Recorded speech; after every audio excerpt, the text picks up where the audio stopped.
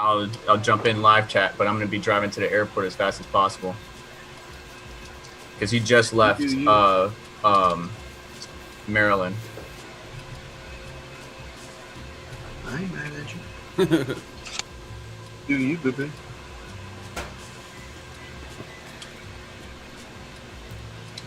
All right, so we got who we got in the house. So we got Savage Mind. We got Crypto Mikkel. I'm tweeting this out. We got GPU Jesus.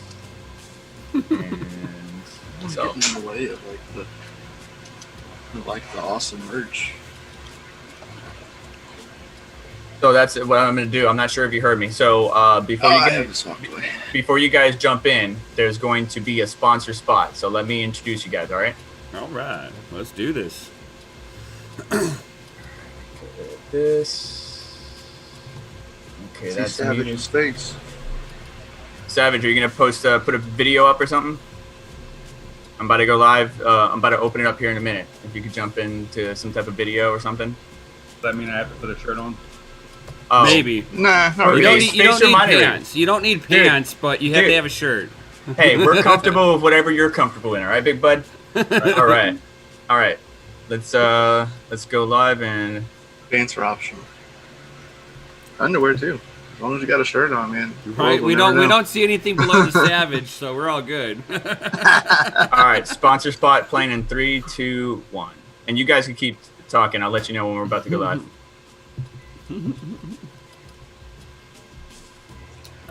All right, sponsor spot is playing.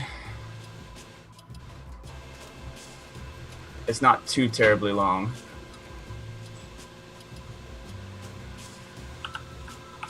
All right, we're about to go live.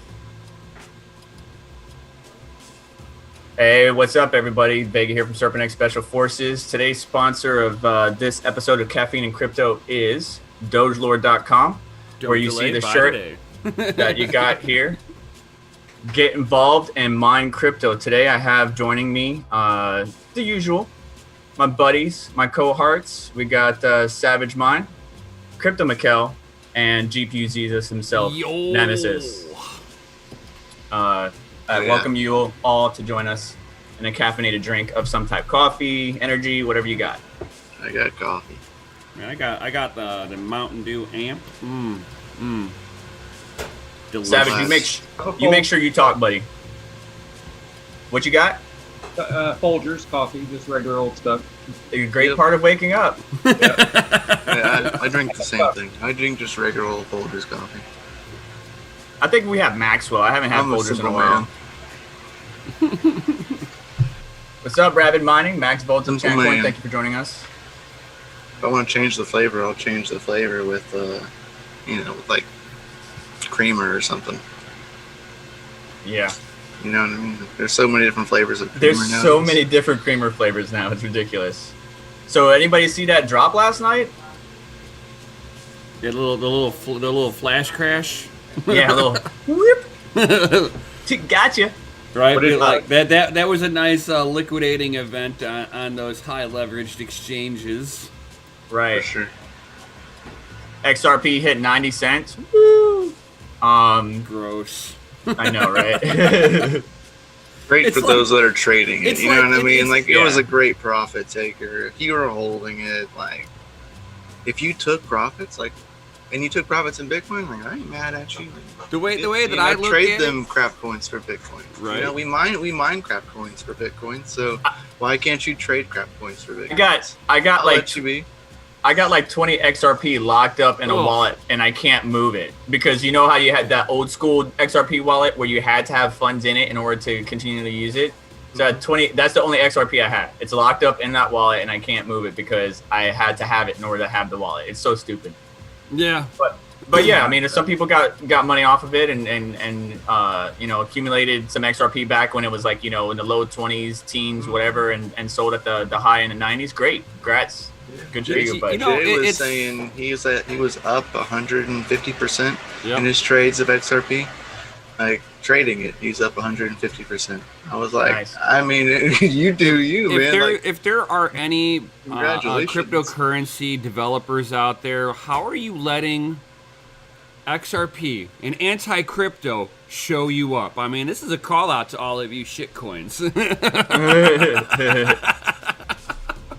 You got an anti-crypto outdoing all the shitcoins. What the hell? Now, that is kind of funny, but you know, there's a lot of institutions and probably governments utilizing it because you know the banks are trying to push it. It's not governments that are really using it. They won't touch that with a 10-foot pole. The only real use case they have, and it's kind of subjective, would be MoneyGram, and XRP has spent well over $2 million to make it an option on MoneyGram. The only bank that was using it dropped them because they quote unquote they had no liquidity. That's what I was talking about. The bank that was using them. I can't remember their name, but yeah, either way, it's not important. It was some bank in Africa. That's all I remember. Look at what we're doing now, though. On the share screen here, you know, on the 25th, you know, we hit a high of pretty much 19.4, almost getting to that all-time high of 2017, and then we dropped really hard, right? You know, people took profits, understandable. I was expecting this, and we dropped all the way down to 16.1, 16.2, and now look at us. We got an ascending wedge forming here, which is good. We needed some pullback. We were kind of like getting super overextended, overbought. It was time to chill out and let things happen. Now, if a 30% pullback did happen, and let me go back real quick because I'm not a professional like Jay. If you guys are interested in trading tips, definitely go check out Jay from DC Adventure.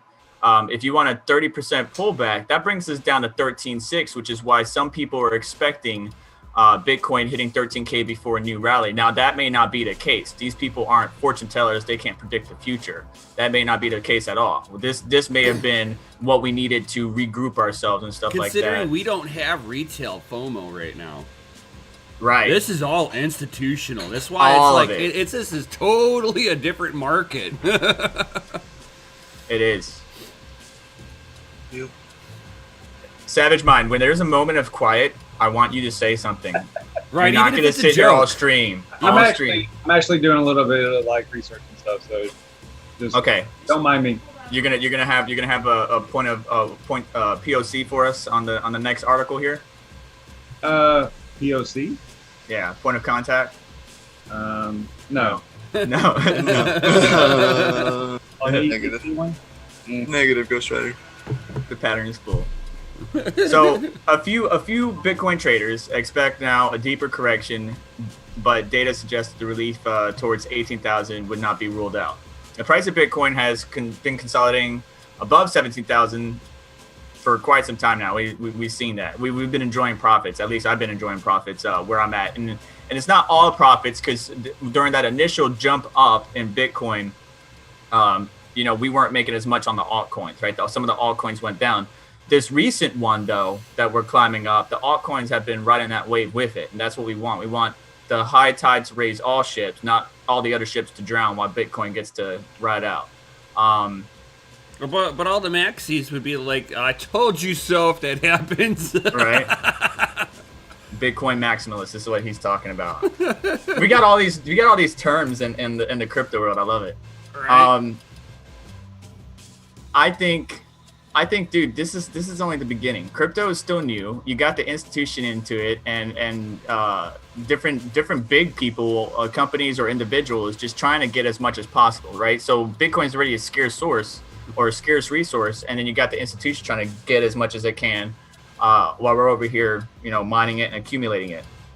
Now, does any one of us here in this live stream right now, whether it's in chat or talking right now, own? Well, I don't want to say that. Never mind.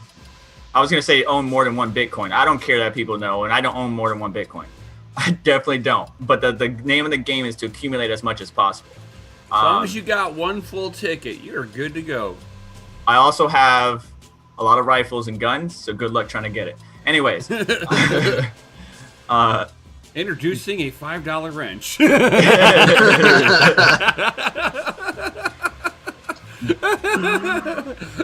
Brought to you by DogeLord.com. Don't delay by today. Don't delay by. Speaking of DogeLord.com, you can put all of your keys in that backpack that with the $5 wrench. That's funny. Most expensive part will be that backpack. So I did a sponsor spot earlier before we started the stream, and this episode is brought to you by DogeLord.com, who host a number of collections from DC Adventure, the Open Application Network, or Aeon, and Ion, and then myself. Ooh. So if you guys want to check that out, I'll throw that in the live chat here in a little bit. But I just want to thank DogeLord for sponsoring this episode, or special edition of the Thanksgiving special of Caffeine and Crypto. Yo. Let me see what chat's doing. Any readouts here? Crypto Noob came in. What's up, Crypto Noob? Joining us from the UK as always. Ace K. What's up, dude? Max Voltage. Max Voltage is over here. Over here watching these blocks just stack up quicker than we anticipated. I've got unknown crypto on my channel going. He bought some Stellar at the end of October for shits and giggles, and he doesn't regret it right at this point. Right. I got some Stellar too, but I forgot where it's at. Let me check my portfolio. But yeah, I don't regret it right now. So what do you check? Mikkel just brought up something that's on screen right now. What are you checking out, Mikkel? I'm watching the Ethereum Classic block. I'm just kind of watching them roll in because they were saying it's going to be like 4 p.m. Estimated Eastern Standard Time, but yeah, there's no way it's going to. Say that again, Savage. It's still got about 3 hours and 20 minutes left. 3 hours and 20 minutes to be actual. So 861 blocks to go. Yeah. 15-second block times, or actually it was a little bit quicker than that, so it was like 13 or 14, I believe. Yeah, it's going pretty quick. Yeah, so still quite some time there. So tell the community what's happening. I'll let you guys take lead on this. What's going on with Ethereum Classic? A lot of cool stuff, actually. If I can talk about it for a second. Sure. Yeah. So they're forking to the ECIP, Ethereum Classic Improvement Proposal 1099. It's codenamed Thanos, and it's basically going to hard fork the network at 11.7. So 11,700,000 is the block height. Crypto Mikkel can probably say what they're at right now, but it's 11,699,145. Yeah. So the main focus of the fork is to help prevent these all too often 51% attacks on Ethereum Classic. So that's one part of this actual hard fork and the upgrade. Another thing that's going to kind of a side effect, I don't know if they meant to do it or not, but a side effect of that implementation of help to prevent the 51% attack is that they're extending, I think they're doubling the epoch time from 30,000 blocks to 60,000 blocks. And because they're doing that, the DAG size is going to decrease a lot. And I think it's going to go down to like 2.47 gig or something like that. Yeah, so 3 gigabyte GPUs can join in again. Right. Yeah. So that's kind of a side effect of this. E3s can go mine it again. I mean, exactly. Mm-hmm. You're talking about some like old hardware, 1060 3 gig GPUs, getting 22 mega hash or whatever it is. Especially people that had a bunch of 4 gig cards that were mining Ethereum recently that can't now. No doubt. And so that's kind of a cool side effect of this whole thing is because it's going to also distribute the hash rate a lot more, right? So because there's like 30% of the GPUs that are mining that are, what they say, between 3 and 4 gig, about 30% are that size. So, not all of those are mining Ethereum. Some of them are mining other projects. Actually, none of the 3 gig are mining Ethereum right now. Some of the 4s, but they're on their like last leg here. So they're mining various projects such as, let's say, EtherGem, Elysium, stuff like that. Some of the less metaverse stuff like that. They're not helping secure the Ethereum Classic network. And Ethereum Classic has been a victim of what in the past? A lot of 51% attacks. I think they're up to 4 or something like that. Yeah, 4. Yeah, but I mean, in all reality, they had a pretty good, sized network when the 51% attacks were happening. I don't know. Changing the algorithm isn't going to stop. They're not changing the algorithm though. You know they're just changing DAG size. They're hard fork. Their hard fork isn't going to change the effect. It can increase the amount of hash rate on the pools, and hopefully people distribute it. You got to remember, like, so 1% attack isn't an attack. Savage, what are you going to say? That's a different algo. It's very similar, but it's ETC hash. So this hard fork is an algorithm change as well. Yes. Slight algorithm. Slight, yeah. You can use. So it's like you can use all the same settings. You'll actually see a little bit of a performance increase on NVIDIA GPUs because the DAG size decrease. So do we need to retest our GPUs on that algorithm? I don't think the hash rate will change. Well, they have a test net. So we have a test net so that we can go find out what our hash rate would be on that site. So okay, all right. I mean, you'll find out in like a couple hours what. So when I get back, I'll test it against the old and new. Now, is it gonna? So they are changing algorithm altogether. Yeah, in a sense, yes. Because then the E3 Antminers won't be able to mine on it then. I think that's true. I don't think that they will be able to. I think they will be able to once they release a firmware. They have to release firmware. Who has an E3? Because it's still Ethash at the heart of it. They are changing a few things, but it is still Ethash at the heart of it. There are multiple Ethash coins that are on Ethash, but not an ERC20 token. You know what I mean? It is still a thing. They're changing the variant of it a little bit. Because I just thought it was just going to be that they're changing the DAG size. No, that's not all the time. You can see right there on Serpent's screen, he had where you have to include some things in certain miners, and there's not all T-Rex the miners are going to support it right away. Yep. But T-Rex miner, G miner, LOL miner, and Phoenix miner. Yeah. If you want, I'm throwing this article in the description of this video right now. I'm seem to be sucking at life and not finding where the ETC block height is right now. I just go to the block explorer. Go to etcnodes.org. ETC. Yeah, I'm watching Block Scout. So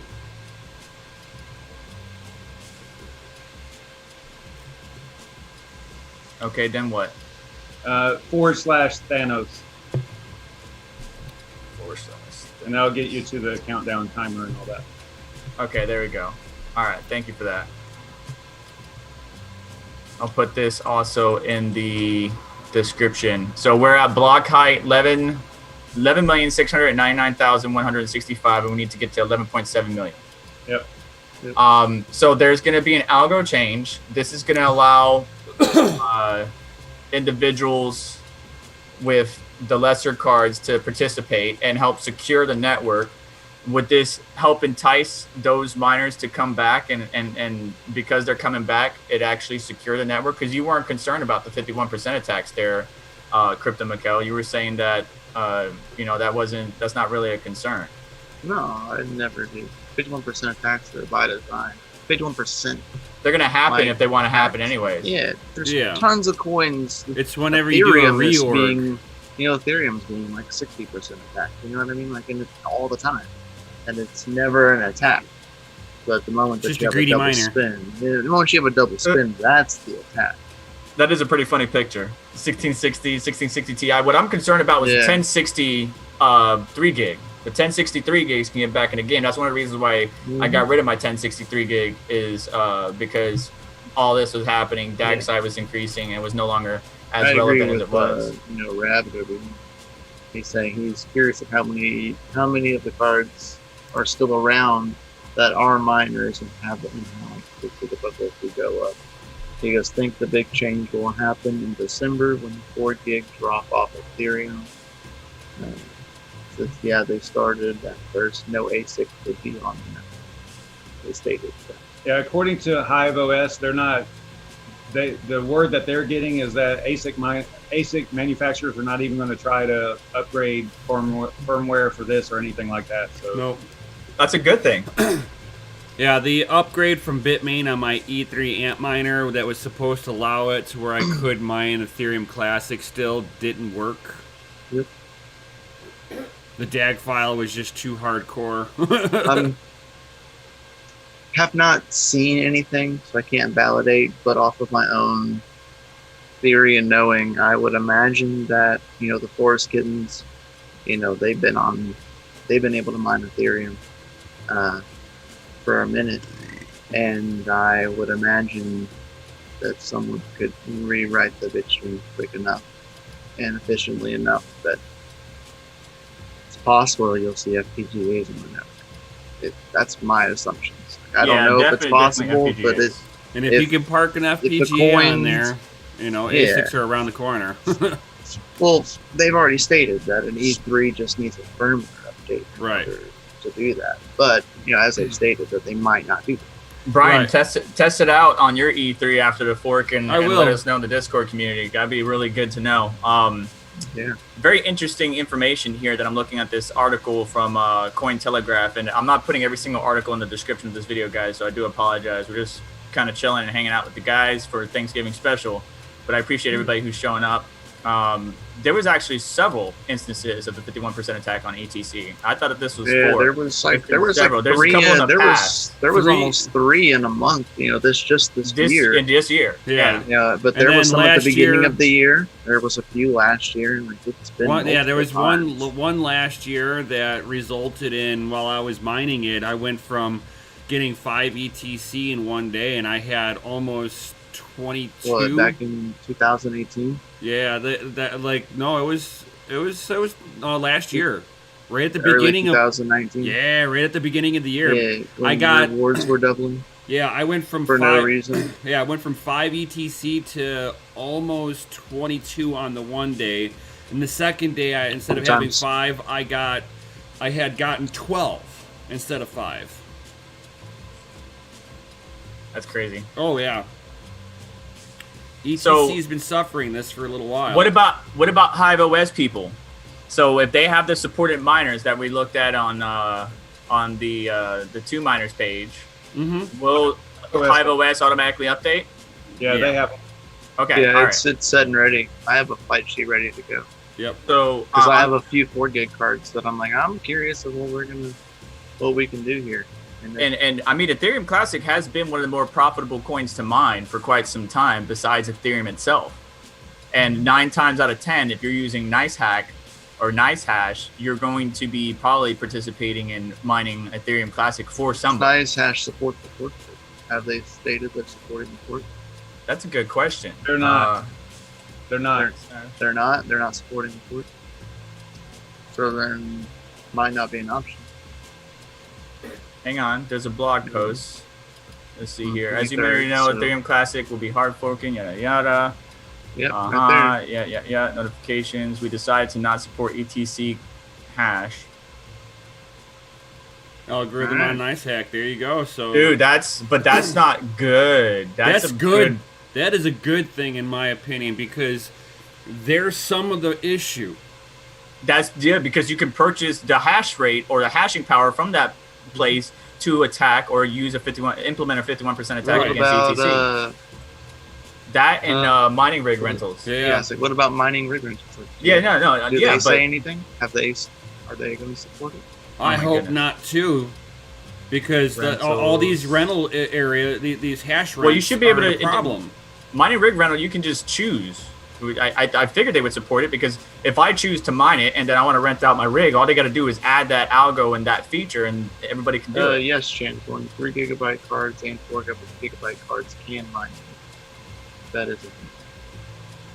Right now, 3 gigabyte cards are kind of like the as low as you want to go to mine any kind of. So, Zcash is 3 gigabyte minimum.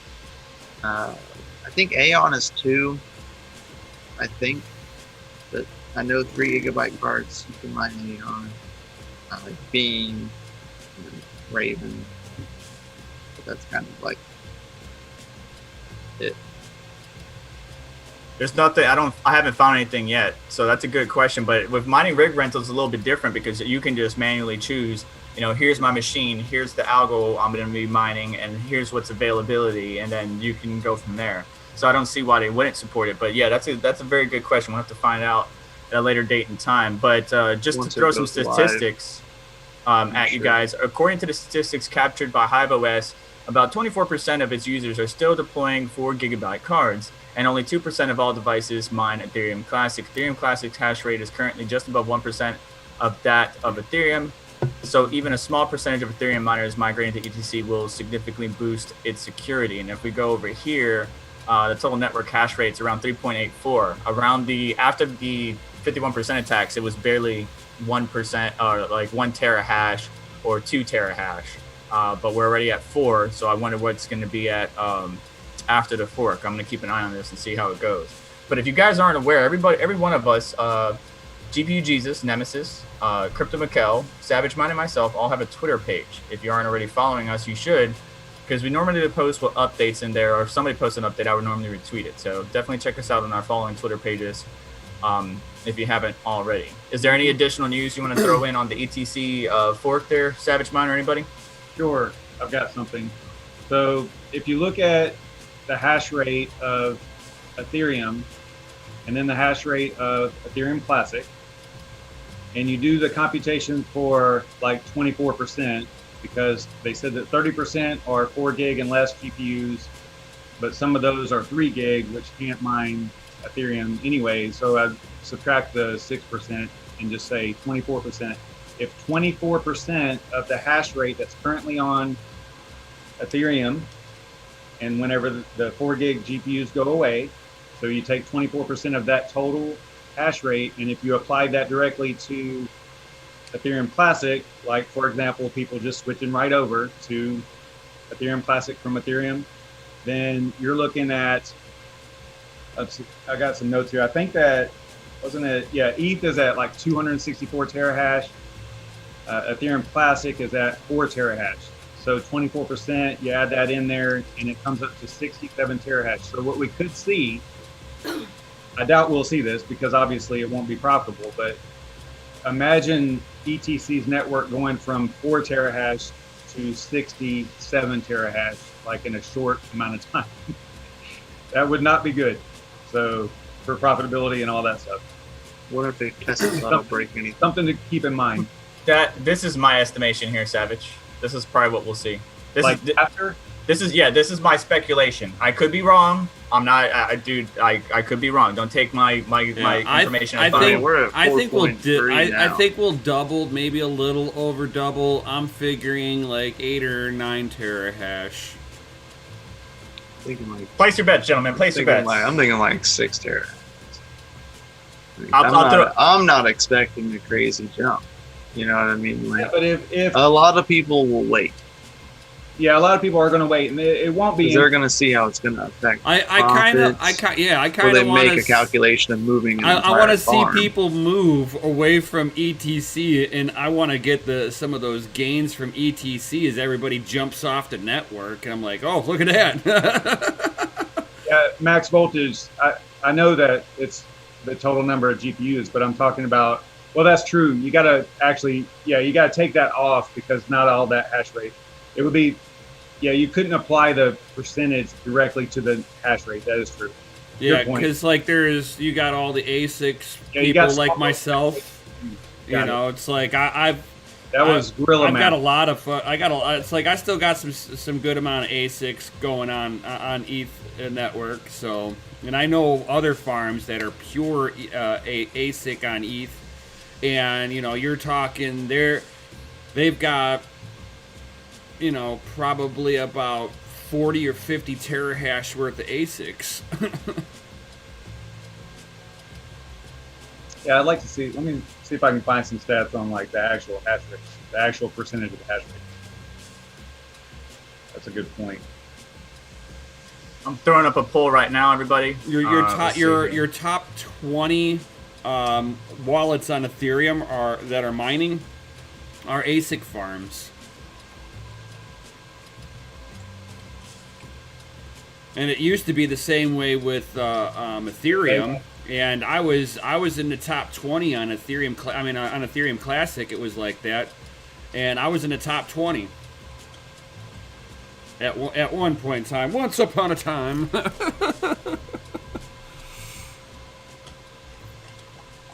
Yeah, you'd have to know how much of the total hash rate to apply that 24%. Mm-hmm.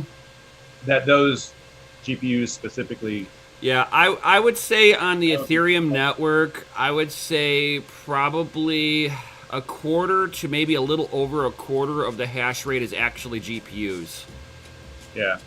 All right, posting the Twitter link in the live chat. If anybody wants to go and comment on the poll, feel free, retweet. It's only 1 day long, so let's get some people to post their thoughts. Hey, I have a thought one for you guys. Die Hard. Is that a Christmas movie or no? Yeah, it's a Christmas movie. Even though it was made in July. Yep. That gets asked every Christmas. I know, right? A lot of people are agreeing with that. It is a Christmas movie. It took place during a Christmas party. All right. So, moving on. If you have any questions about Ethereum Classic, feel free to hit up the gentleman that's joining me in the stream. They're very knowledgeable and highly respected in the crypto mining community, and I appreciate them to be my colleagues and friends. Moving on. We'll talk about that later tonight, like on PCA. Yeah. By the time it comes time for that show tonight at 8. Yep, we'll go over it. I'll have the testing results. Would have happened. So. Yep, I'll be talking about the E3 if it worked or not, all that good stuff, and we got the 6,800 burn pattern here. Right? Savage, you're more than welcome to join us tonight. And the live stream? Yeah. You're more than welcome. Savage, do it. We can chat it up and talk about it. Because you're very knowledgeable on the ETC. That's why I communicate with you. You know what this picture reminds me of? You guys remember when the protective shell of the shuttle, the space shuttle, the tiles were burning up in the atmosphere? Yeah. That's what this reminds me of right here. Or that almost looks like a dog skid mark, right? So, Crypto McKill actually sent this to me, so I'm hoping he's got some information on it. But the Hotspot Radeon RX 6800... I came across this and shared it with everybody. Oh, you came... All right. Yeah, as soon as I saw this, I'm like, oh my god. So, they're not using thermal paste or thermal pad. They're using a graphite thermal pad. Yep. And that thing is it's a very thin, like 0.2 millimeter thick pad. Yep. And it's very good at providing a level surface for the IHS and the heatsink to connect to, but I don't think it's very sufficient. So one of the first things I'm going to do is replace the thermal pad with thermal paste. And if you guys haven't checked it out, yesterday I did a stream on the Gigabyte Eagle RTX 3080 because we were having issues getting to the hash rate which we expect these 3080s to hit on the Gigabyte Eagle. And about 80% to 90% of the issues that we're having with those cards is due to Gigabyte just simply not adding thermal pads to the back of the PCB because GDDR6 is what, Nemesis? It is a flip chip design setup, so all the heat is closer to the circuit board, not to the cold plate for the cooler. And we know this, right? We're GPU miners, we're tech guys, we know this, and manufacturers should know this. But still, they're cheaping out by not adding a $6, $10 worth of thermal pads in the back of the PCB. That's all they need to do, and that would greatly increase the thermal conductivity of the GPU. To their own defense, now, if you were just putting these cards into a gaming situation, or you're just watching movies on there, or just doing you wouldn't need Zoom, it. Yeah, you don't need all that. It's right. when you do heavy load. So anybody who does content creating, anybody that does video editing and rendering and all of that, mining, they're gonna need the extra cooling solution. I'm kind of irritated with my 3090 over this aspect that I can't keep the memory modules cool enough for them to not lose hash rate. I don't know if you can hear my fan in the background, but I got a Delta fan sitting on the back of a 3090 while the 3080 is sitting at a whopping 38C, mining full load at 97 megahash on Ethereum, where the 3090 is sitting at like 52, 53C and it's getting 115 mega hash on there. I can hear it. Oh yeah, and if I don't have that fan on there, Hive OS errors out. And I think what my guess is that the memory controller on the card gets overheated and it starts glitching, and then Hive has a heart attack. And it's all because like because they're putting memory on both sides of the circuit board, so all of that heat's going right into the circuit board, and there's no cooling for the circuit board. Even on a 3090, it's like great. You put a metal backplate on there. I'm cool with that. You put a copper pipe in there to try to utilize and spread the heat out across the backplate, and it's still overheating. Right. I almost want to get a temperature probe in there and put it near one of the memory modules and see exactly how hot this sucker's getting. And I know that that's what the issue is with these 6800s, is that they're trying to boost these things up to maximum. They were like, oh look, our 6800 can boost up higher than Nvidia's can, and we can do it stable. But look at what they're doing to their thermal pads. Right. And right. It's like I would almost like to get one of these, and then I want to sit there and put plastic gauge in between the copper cold plate and the VGA chip, and see if it's actually compressing onto the VGA chip flat.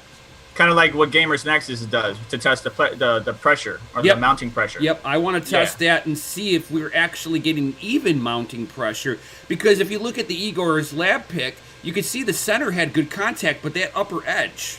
Yeah. And that's telling me that it's not flat.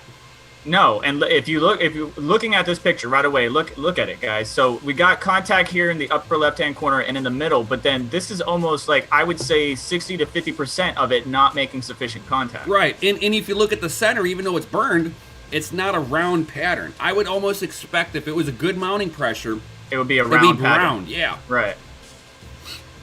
And so, choosing the right thermal paste with brains, there's a lot of thermal paste out there. If you wanted my recommendations, I always go with Thermal Grizzly Cryonaut, and I know that's a little bit more expensive. I just get the 5-gram one because I always replace thermal paste on my GPU, especially with mining 24/7. You got to keep the one he's talking about. Yeah, that's and the then big two. The other one is MX4. MX4 is a good thermal paste. You want something with high watts per meter Kelvin. That's W-/MK. You watts per meter Kelvin. You want good thermal dissipation. So realistically, the MX4 is got 8.8 watts per meter Kelvin. The Hydronaut from Thermal Grizzly is 11.6, I want to say, watts per meter Kelvin, somewhere right around there. And the one that I used yesterday for the RTX 3080 is the Thermal Grizzly Cryonaut Extreme. Now, it only gives you an extra 2 watts per meter Kelvin, but the 30-gram round container is $100, so it's not worth it. Just get Cryonaut or MX4, and you'll be just fine. Thermal pads, maybe I'll do a video, kind of like what not what Nemesis is talking about, to test out the mounting pressure, because you can see the screw right here, kind of showing. Out. Yeah, it's not applying sufficient force onto that GPU die or connecting the IHS through the pad, through the die. And putting a washer on there is not going to help. You're going to bow the circuit board, and that's going to cause the VGA chip to potentially unsolder ball itself when you crack the solder joints, because you just flexed everything. Don't do it. Right. Now, if you switch from a thermal pad to thermal paste, you may have to put washers on, but you're risking what Nemesis just mentioned. I don't even think that you would even need to do that, even if you put thermal paste on there, because if you're applying enough on there, the problem is if you get it too thick, you're going to have an insulating effect. So wait, there's no thermal pads on the back of the 6800s? No. Oh my goodness. Nothing. Well, good thing I still got the -8 pads, because I'm going to have to use that. This pad, though, if this is the reference card, this pad looks like a 1 millimeter or 0.5 millimeter, but I can't tell. And he custom cut it to go into it like that. Yeah. Well, if you read the article, they say it's 3 millimeter. But is it 3mm? That's what the article says. If you scroll down one more. Yeah, 3mm crumb pads. Okay, so I got 3mm. Okay, good. That's really thin. You know what I mean? Like looking at the picture. That looks thinner than 3mm. To me, personally. But it's level. But if you look at it, it's level with the spring retention, and that is pretty thick. Yeah. But I would think it wouldn't be 3. I think it would be more like maybe 1.5, 2. But I could be wrong. I mean, adding 3 would definitely, I think, be good. So look, compared to NVIDIA,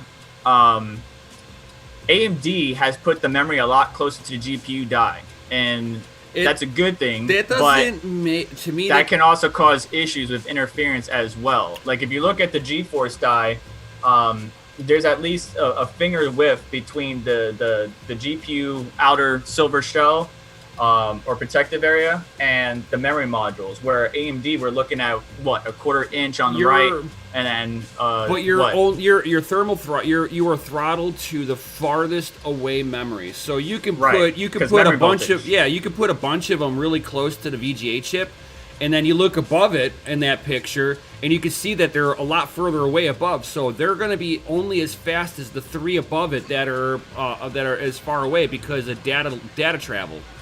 So you'll see them sweat marks.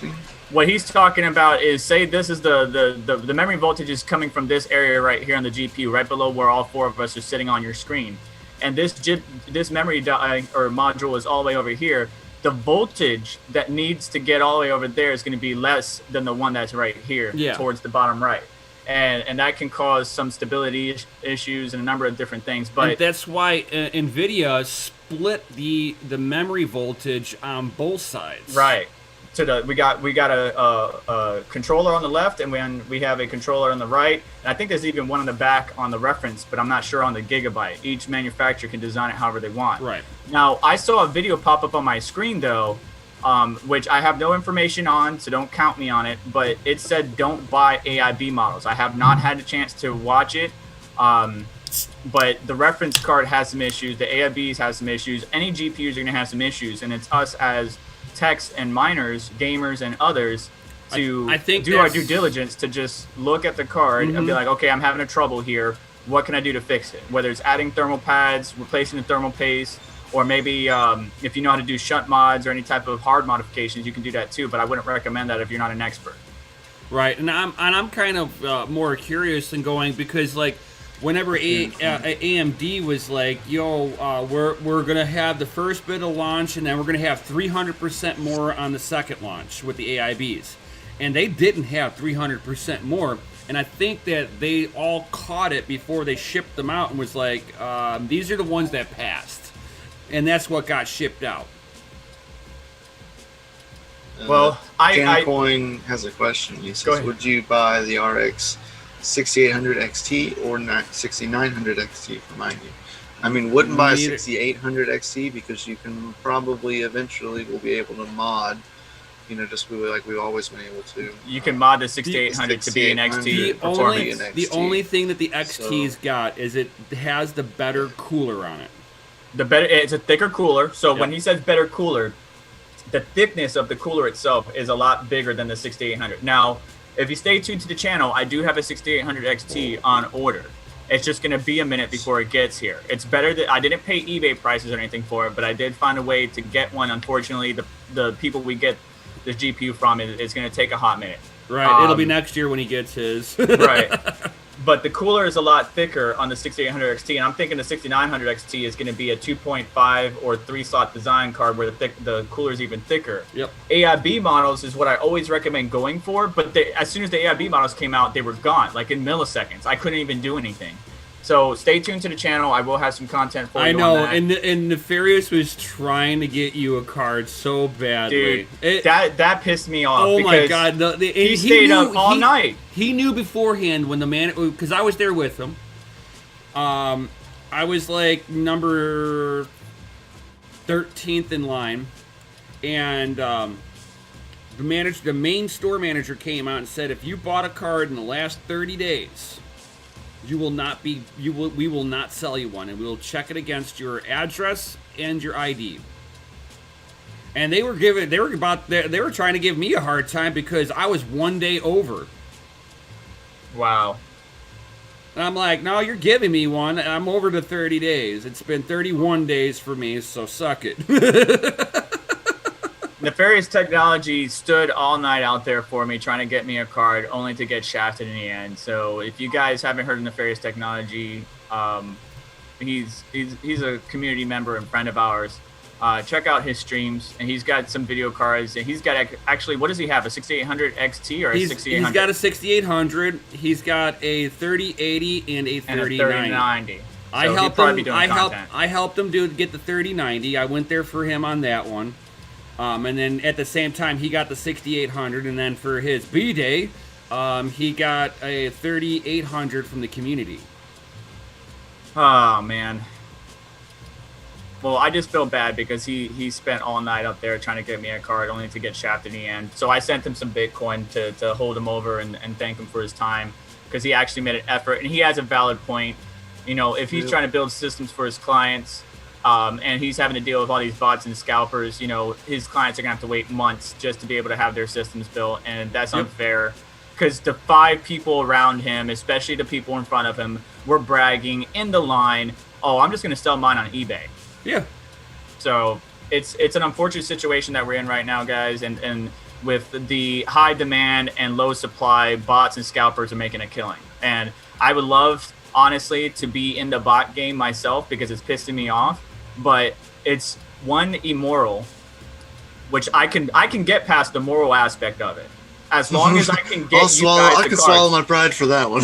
Yeah, if I can get it's an exclusive club, so there's only certain bots that can do it. Not all bots can do it. If you go and spend $100 on a certain bot, it's not going to be able to do all the websites that you want. 3, if I did, I promise you, it would be for the community. It would be like, all right, you need one? All right, bet. Let's work out something.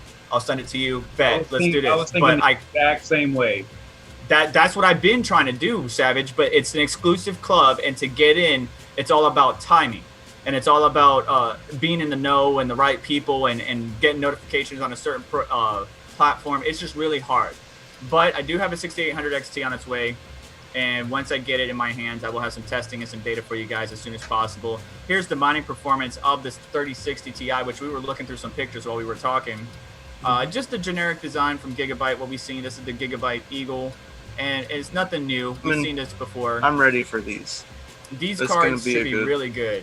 It'll be a good, kind of takes me back to the 1660 Ti day. You know what I mean? Like, a good hash per watt for your dollar. Right. Like, this is a good budget. 120 watts. 120 watts is what we're seeing here, being drawn from the card, and we're getting 61 mega hash. Savage, how does that factor into your chart? 0.48? If it's getting 61 mega hash, that makes the 6800 like obsolete. If you're not running, a Zen 5 processor. So, bring that's 0.51, 0.51. Let's do an even 60. Let's just do 60 divided by 120. That's 0.5. On the chart. What mega hash are they saying it gets? 61.2, but I just did it even 60. Just do 61 or 61.2. Yeah. And so that's actually damn good, guys. That's really good. Right, and the 6800 on a mining rig is only getting 61 mega hash. And what's the speculated cost of these GPUs? $399. And how much? $399 for reference. They were saying. I saw $349. Okay, maybe for reference models, and then I was seeing it was a little over $400 for some of the AIB partners. Depending on your AIB, of course, you'll vary in cost. But yeah, I think it's going to be good. And if you look at the mining picture again, like you can see that GPU-Z still doesn't know what to do with it. And so there's still something probably still left on the table. There's some driver optimizations and minor kernel optimizations that the miners can do to increase the hash rate of this. I'm guessing at least 65 mega hash. And NVIDIA is already dogging all the miners, blaming us for the shortage of GPUs. It's all our faults now. I was reading about that, and then if you Linus think about it, they said 6%. If you think about it, they said that we account for 6%. We account for 6%, and if you go look at their sales, like that's like nothing. Yeah. That's nothing. So if you got 100%, so how are you going to hate on us? Right, you got 100% of these for GPUs. 6%. 6% out of 100% went to the miners. How are you sitting there blaming us? You can't. I'm confused. Just mathematically, if you look at math, it's awesome math. So the numbers don't add up. The 3060 Ti would be on par with the RX 5700 XT and 5700 because those cards, when modded, can hit close to 60 mega hash, and the 3060 Ti is doing that unmodded and unoptimized, and it's going to be around the same price point as the 5700 XT. So this might be a good card, just like the 1660 Supers and Ti's were, to build a 8-card or 6-card GPU rig out of. So I'm very interested in these GPUs, and it looks like the community is too. Don't worry, they're going to dog on us, and nobody's going to sit there and say anything about all these other reviewers getting, 6-7 graphics cards. Oh, they would. Hey, the memory interface is 256 versus 192. That's good. Is the TDP 180? Is that what it says there? 200. 200. 200. Which means that we should be able to get that thing to run around 100 watts. Oh, sorry, I was muted myself. So so it's saying TDP of 200, right? So the mining thing that we seen, that was at a plus 1200 on the memory and 120 watts. So they undervolted and took the memory up. So there is already room on the table. Like if you want a full wattage it, like you should be able to see 200 watts. So I'll probably put it around 68, maybe 67 mega hash.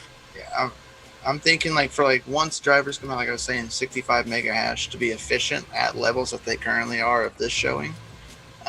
But with a high of 75, maybe for sure. 80 mega hash. Yeah. Really? I don't maybe. If you let it, might be pushing. I think it'll be pushing 7. I think it'll be pushing 70. As we speak, if you let Thanks for stopping by, bud. I saw you. I just haven't been as talking. Reliable would be like. I appreciate you, though. Below. Reliably. Jedi J, what's the 3700, 67 mega hash at 125 watts? 3700. What are you talking about? I think he's meaning 3070. I think he got his 0 misplaced. 3070, 67 mega hash, 125 watts. Is that what the 3070 is pulling? I don't know. Yeah, because the 5700 XT and the 5700, you could get down to 125 watts or lower if you really tune in. Yeah, I got Carl. It's going to be very comparable. He's got 50 plus mega hash between 110 and 115 watts on the 5700 XT. No BIOS mod.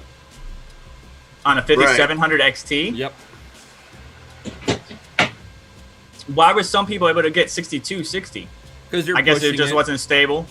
No, they're just pushing them. Okay. Because I was able to get Nefarious let me check out his Lisa Sue edition 5700 XT, and I had it. Red Panda Mining in the house. Yo. And I had his card at 58 mega hash top. It wouldn't go any higher. Well, I know my 5700 XT, because it's not as good of a card as some of the AIB models, can only hit Big Crypto Dave? How 56, you doing, buddy? Nice. 58, 57. How you mofos doing? I'm doing good, man. Doing good. How about yourself? Don't tell me how to live my life. Canadian Voscoin. Oh, goodness. Oh, man. Well, we got about 5 minutes, gentlemen. We're not going all the way to Red Panda's Mining. Red, are you doing any streaming today? Let me know in the live chat this if is you're doing at 4 p.m. Central Standard Time. It's way later. His live stream. Who? Oh, Red Pandas? Mm-hmm. Oh, yeah, we're not streaming all the way to them, dude. I gotta go pick up my boy from the airport. Y'all can have a good day. Way later, yeah, 4 p.m. right now. I can see it. 4 p.m. Central Standard Time. Dang. Well, way in the afternoons. I appreciate everybody coming around and hanging out with us. This was a Thanksgiving special with Crypto Mikkel, Savage Mind, GPU Jesus, Nemesis. Yeah. And I appreciate everybody hanging out with us. I'm going to throw a couple of things in the live chat. Yashnik, I wanted you to come on with us, buddy, but I know you stayed up late hanging out with the DCA team. I think, what time did you guys stream to last night? Oh, like 11. It was almost a 2-hour stream. Yeah. Okay. Yeah. Well, I appreciate you guys, doing a late live stream last night, taking care of your families and then turning around and getting on with me. And Savage Mind, I appreciate you coming on. I appreciate the knowledge you have in this community. So definitely keep doing what you're doing, man. Don't let me do live math. Don't let you do live math. I did post a Twitter poll earlier about the expected hash rate after the Ethereum Classic fork. If you missed it, guys, we talked about that in today's live stream. We talked about the price of Bitcoin. And this Thanksgiving special was brought to you by Doge Lord. Don't delay by today. Don't delay by today. The links are going to be in the description if you want to go check out any of their collections or stores. I am wearing the shirt from my store, which is Get Involved and Mine Crypto. I will have some new designs and stuff like that in the future. You can watch my screen without me being in my... Yeah, that's the sponsor spot image, which I will throw at the end of this video or the end of the stream. But yeah, Doge Lord, thank you for sponsoring this episode of the Thanksgiving special of Caffeine and Crypto. Look at that sea of green. Oh, so good. I know, right? It's so beautiful. So beautiful. So beautiful. We had a dip last night, but we pulled back up, and I think we're going to be we're forming an ascending wedge. And we might see a little bit downturn. If we go back down, we might dip at the bottom of the 17s and then go back up, or we might go further down. But either way, 30% pullback from our original position would have put us around 13K. Just FYI, guys. So last night I was like, man, I'm gonna take the other seat and I'm gonna be like Super Bear, and be like, yo. If you were to sit there and take a line from the very, very beginning of Bitcoin's history, since day one, and you draw a linear growth line, it's actually it's like between $5,000 and $6,000 Bitcoin is where it should be. If you were to take a line, because all these mega peaks, those are like, anomalies coming off of the bottom line.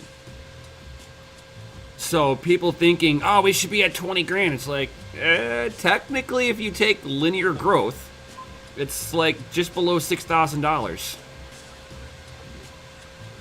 Oh, this is the people's money, and unfortunately, the institutions are getting all happy and getting all in. They're gonna want to drop the market so that they can buy more. Can pick back up. Yeah.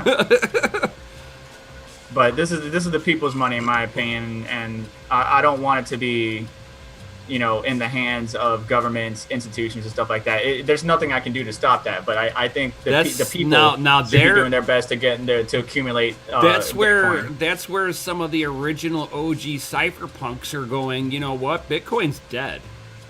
Because because it's already been institutionalized and all that stuff. I know, Yep. But. The people themselves need to get into Bitcoin and not sleeping on it, so that way they have at least some in the future. But we have 1 minute before I have to get going. Any closing words from anybody? No. Savage Mind?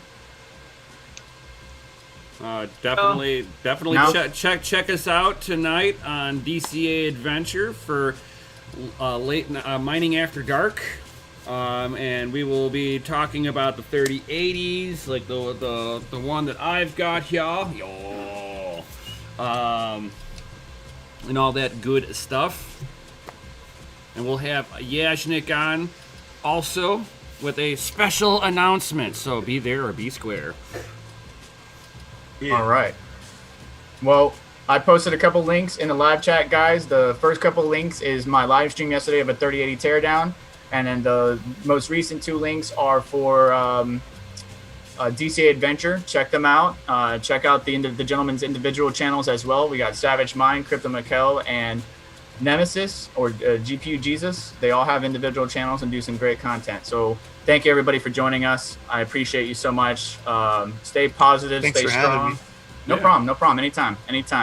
we'll have to do this again. Don't forget, we have a poker tournament coming up in the future.